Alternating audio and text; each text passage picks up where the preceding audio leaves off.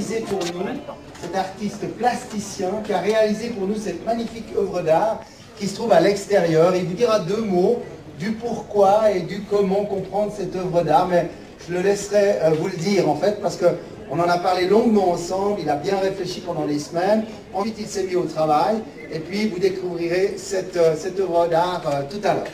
Alors vous vous souvenez que l'hygiène des mains c'est fondamentalement important. On aime bien fêter chaque année ceci aux hôpitaux universitaires de Genève.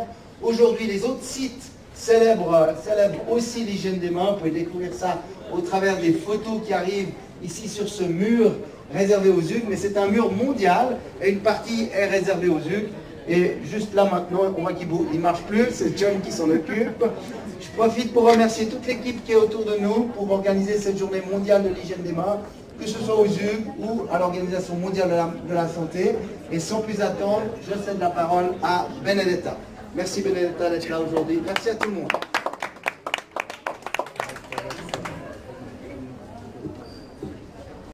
Alors, bonjour à tous. Bienvenue à cette journée mondiale spéciale de l'hygiène de main. Cette année, l'OMS cible la prévention de l'état septique au cours de soins comme le thème de la journée de l'hygiène de main. Pourquoi? L'état septique survient lorsque la réponse de notre organisme à l'infection endommage ses propres tissus et organes.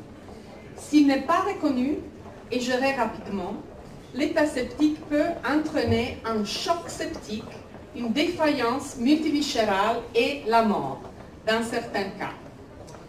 L'état septique est très important en termes de santé globale. On estime en fait que l'état septique affecte plus que 30 millions de personnes chaque année et ce qui pourrait entraîner 6 millions de décès par an. Par exemple, environ un décès maternel sur 10 est lié à l'état septique.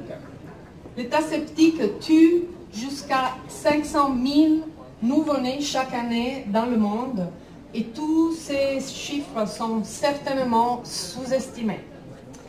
En Suisse, en fait, en 2001, les équipes des universités de Zurich, Basel et Genève ont estimé qu'en Suisse, il y a un coût très haut dû aux états septiques au niveau de soins intensifs qui arrive jusqu'à plus que 350 millions de francs suisses.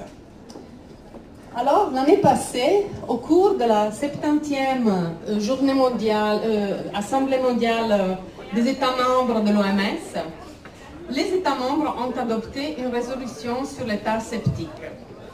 Et en fait, ces États membres, à suivre cette résolution, sont invités, je dirais obligés, à prendre des actions visant à réduire l'incidence, la mortalité et les complications à long terme de l'état septique.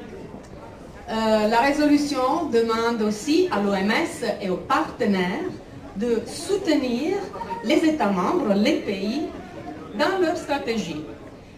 Et je suis ici aujourd'hui pour vous dire, vous démontrer comment vous, en tant qu'institution partenaire de l'OMS,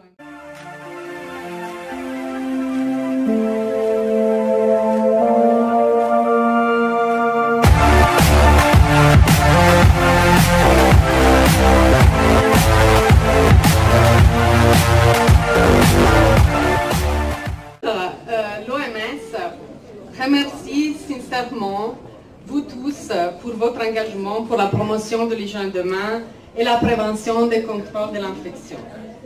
Je vous demande aussi de continuer à nous appuyer fortement, car la demande d'aide ne cesse jamais et augmente plutôt. Prévenir les infections évitables et améliorer la sécurité des patients est une mission et un devoir pour nous tous. Et je vous souhaite donc un grand succès dans cette journée, dans votre vie professionnelle et dans votre vie de passion. Merci beaucoup.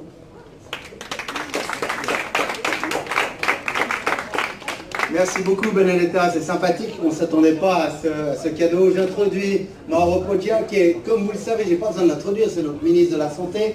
Ce que je dois dire, c'est que chaque année, il est là, il est fervent. L'année passée, on a risqué l'indigestion avec des gâteaux, d'accord? Il est toujours là, il revient toujours avec une grande fidélité. Je souhaite personnellement que ce soit le cas encore pour de nombreuses années. Je sais, je ne suis pas seul à décider, mais vous tous qui allez voter, votez, parce que vraiment c'est un plaisir de travailler ensemble. Merci d'être là et merci de soutenir notre journée. Merci professeur au pluriel d'ailleurs.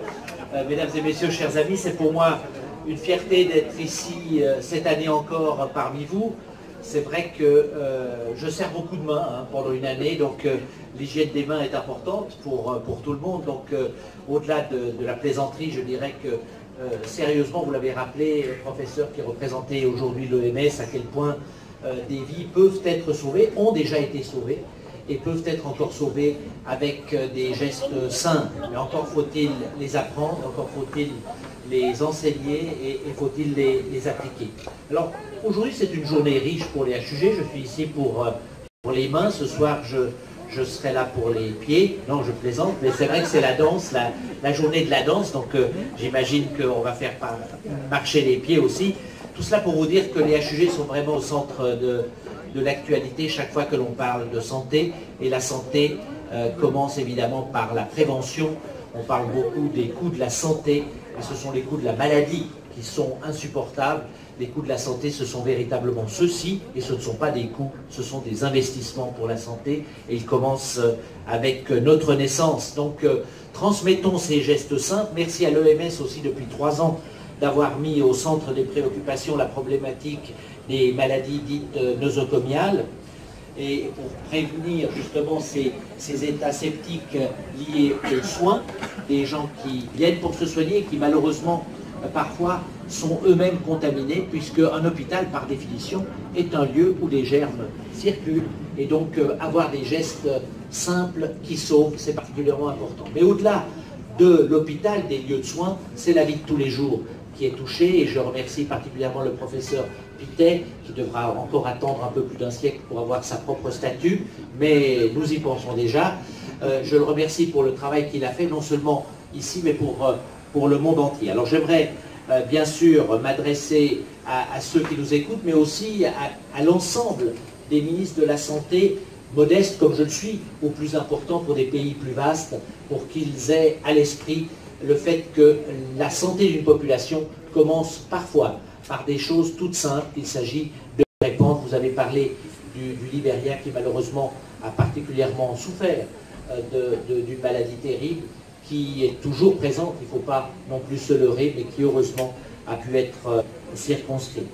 Je voudrais aussi dire mon remerciement à l'ensemble